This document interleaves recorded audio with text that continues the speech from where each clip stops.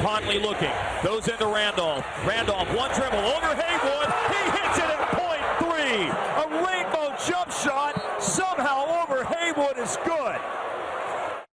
How about that? Zebo, of course, will not forever be a Memphis Grizzly, but he'll be remembered as such because they're going to retire his jersey even though he's signed a deal with the Sacramento Kings. So while he's not any longer in Memphis, he's still beloved there. And this is a guy, Tyler, you and I were talking about it.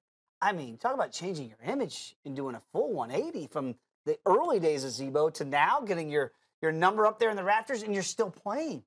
I can't remember off the top of my head a current player having his jersey retired by another team. I think MJ's jersey's retired by the Miami Heat, but I think that maybe happened after his first retirement. I think so.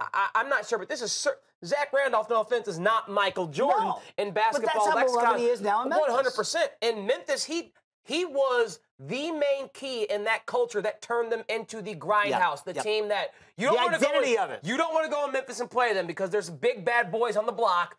Zach Randolph and Marc Gasol that you're going to have to deal with. They're going to hit you. They're going to bang on you. They're going to wear on you. And they went to the playoffs 7 of his 8 years there. Yeah. And when you think about Zach Randolph when he first came into the league out of Michigan State with the Portland Jailblazers. Head case. Then went up to the New York Knicks and was a malcontent there with the Knicks, but finally found a home, an identity, a community that embraced him and that he loved back in Memphis. And it really was, I mean, he turned Memphis, they were irrelevant as the Vancouver Grizzlies. They were irrelevant as the Memphis Grizzlies outside of Pau Gasol until Zebo got there with Mike Conley and Marc Gasol, and they turned into a team that won 50 games every year and was a 4 or 5 seed in the West. Do you like the fact that Memphis is doing this while he's still playing? I don't care. It doesn't bother me whatsoever. This is a pretty nascent franchise. They've been around for 25 years since the mid-90s. Seems odd, though, it doesn't bother me at all if a team decides to retire a jersey of someone that was beloved. But I'm racking my brain trying to think of other athletes that have had that type of narrative shift, that type of narrative turn midway through a long career. Did Ron Artest do that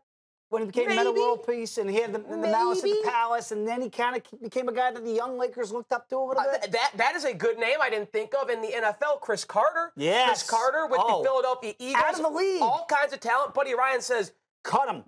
Nope, you got to fix your problems, which he did, and then comes back and is a Hall of Fame wide receiver who mentors Randy Moss with the Minnesota Vikings. I even looked today, I saw Richie Incognito not too long ago. I mean, remember this guy was going to be out of the league, and some of the comments off color. Right. I mean, and now locker room bully. And now he's like a locker room veteran that the young guys look up to for work ethic and doing it the right way. It's like, wow, that's the same guy. But you're right, there's not many guys in the world of sports that you can go, boy, this guy early on teetering on being out of the league and now being honored while he's still playing in the league. It's way more often the other way around.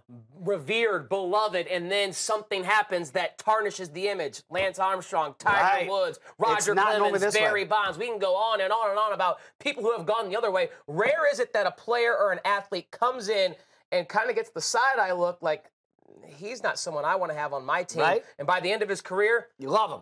Who doesn't love Zach Randolph in the NBA now? Yeah, we kind of were worried about you at the beginning, and now we love you.